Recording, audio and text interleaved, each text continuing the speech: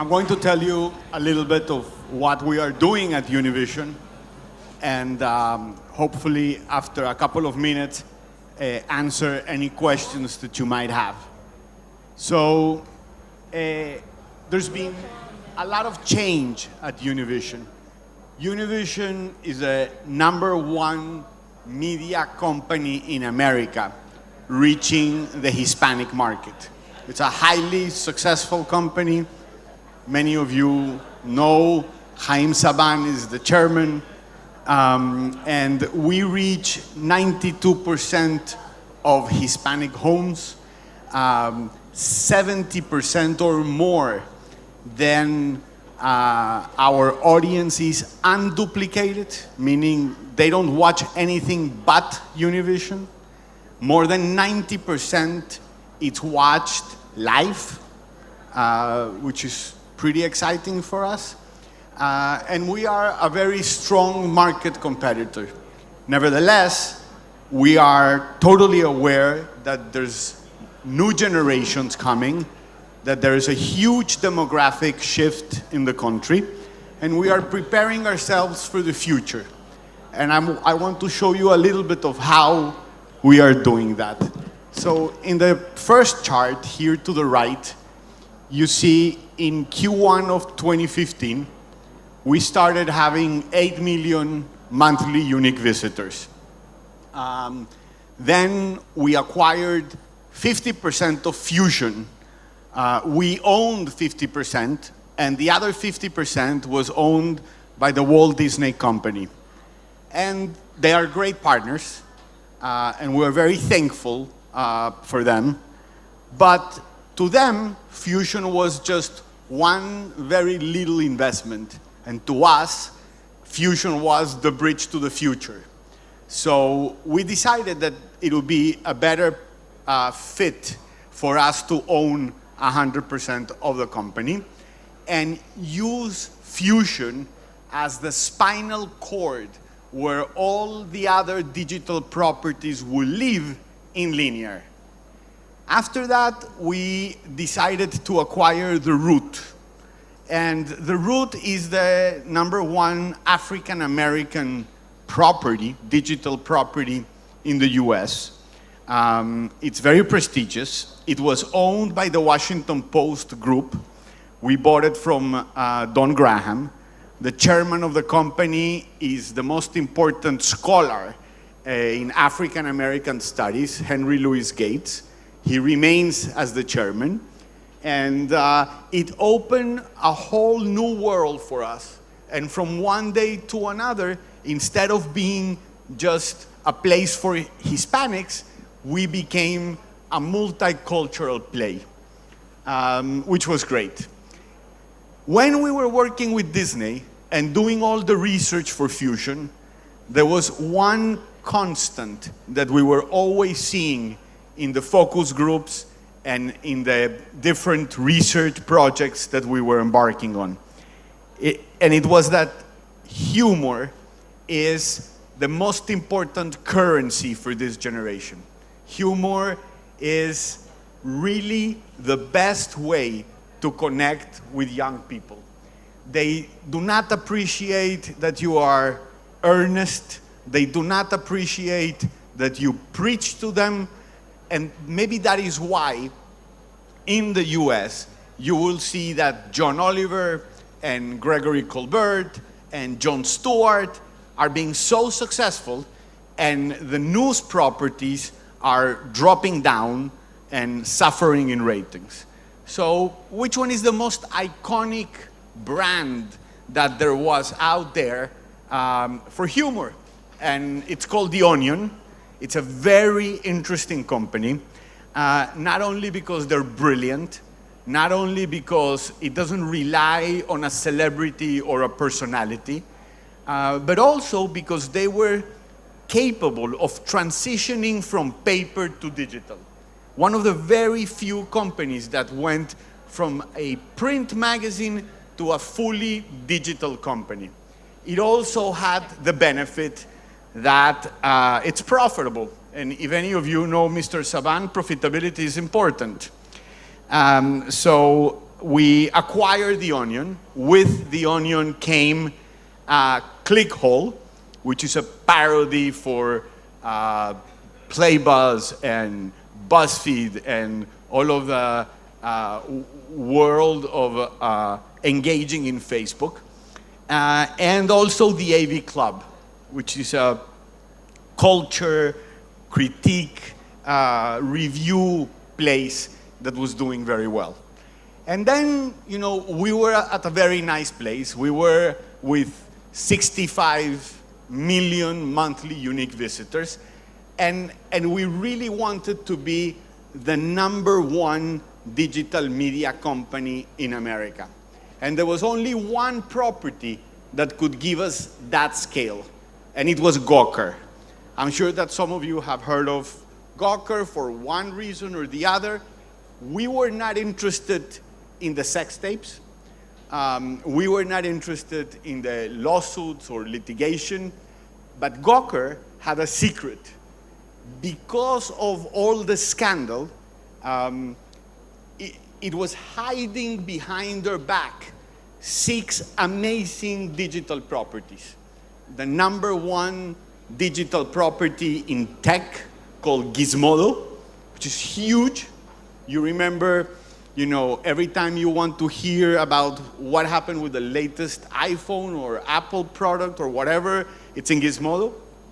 The #1 gaming vertical called Kotaku, one for women called Jezebel, another one called Lifehacker, another one called Deadspin, which is about sports, and it has a huge advantage. Since we do not own sports rights in that side of the company, we don't need to suck up to anyone. So we can call things the way they are. We can criticize. We can say whatever we want about the different leagues, and be very authentic and transparent. And so Deadspin is a very, very good sports site. And we have another one called Jalopnik, which is for cars and for car enthusiasts. And it became like the place of reference for anything Tesla related. Once we acquired those properties, we put them all under the Fusion Media Group umbrella, and we became the #1 media company in digital in America. And all these happened in 18 months. And if you see the numbers compared to BuzzFeed and Vice and Vox and all of those, it's pretty amazing. It was done quietly. It was done going after brands that were profitable, acquiring 100% of the interest in each company to be able to really be owners and operators of those businesses and have real revenues. So now that we are there, we want to tell you a little bit of what's next. And my concern as a journalist, because I am a journalist, and all my life I have been a journalist, is how poorly we are seen by the audience. People don't believe in us. That is the honest truth. We are in a credibility crisis. And we must be doing something wrong if journalists are being criticized in such a way. It was shocking to me when I saw that we have lower favorability than bankers. That is really something. We are doing a lot of introspection and learning a lot from the Univision experience, where we understand that our boss at the news department, it is really the Hispanic community.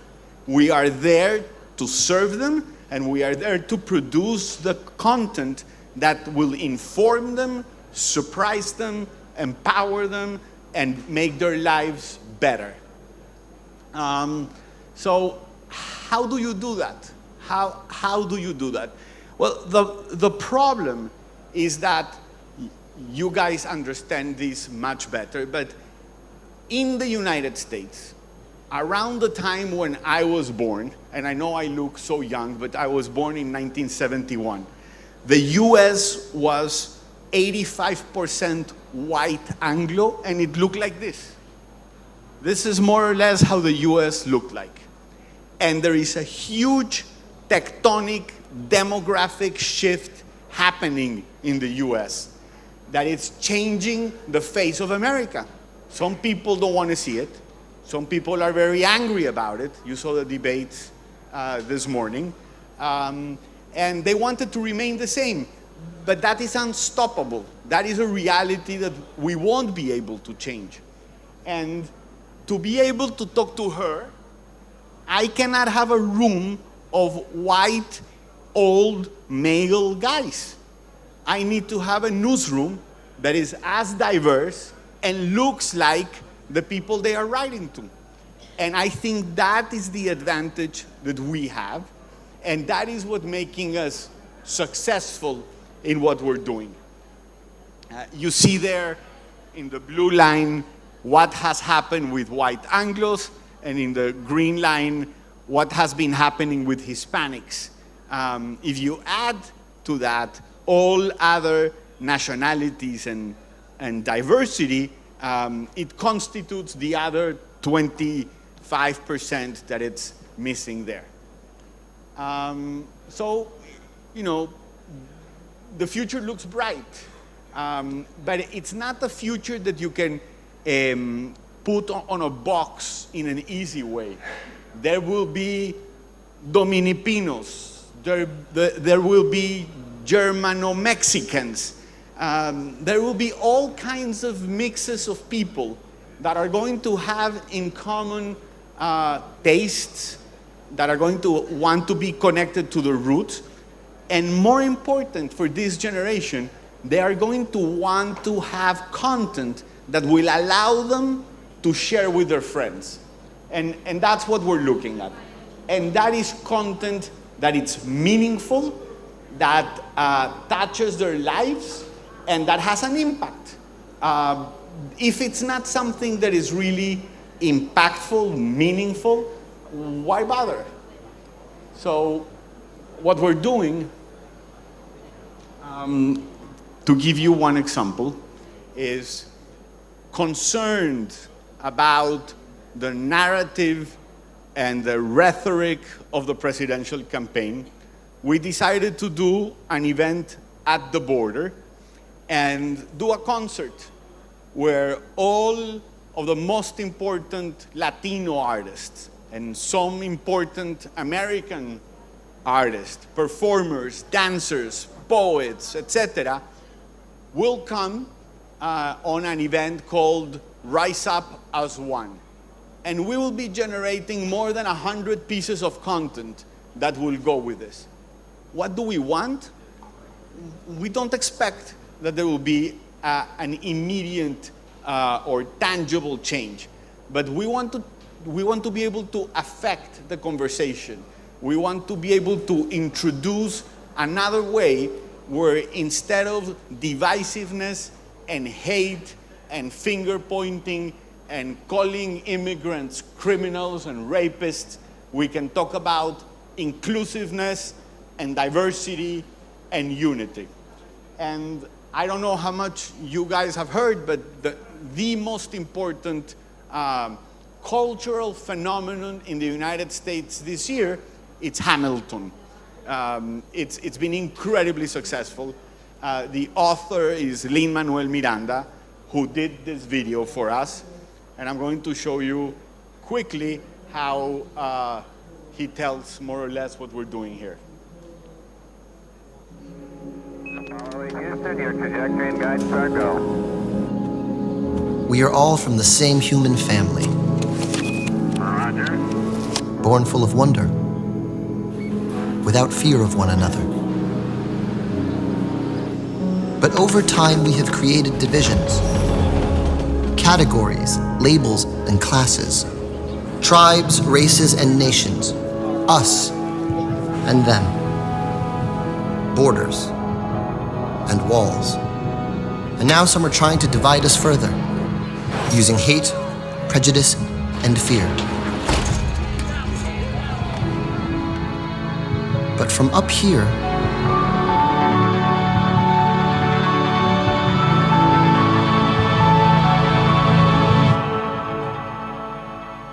there are no borders. What if we celebrated love in the face of fear? On October 15th, music will build a bridge across a border, and we will be as one. Rise Up as One, a celebration of music and unity. So that is one little project that we wanted to share with you. We have done other significant projects like advocating for ending solitary confinement for kids in prisons, not only with a documentary, but also with a campaign for the White House, putting political pressure, doing all kinds of town hall events and thought leadership, and focusing on issues that are important. I have only 1 minute and 11 seconds left, so if anyone wants a question, I'll be happy to take. Not before saying that at Univision, we have a 50-year history of serving the Hispanic community, and we take it very seriously. And we champion their causes, and we care what happens to them.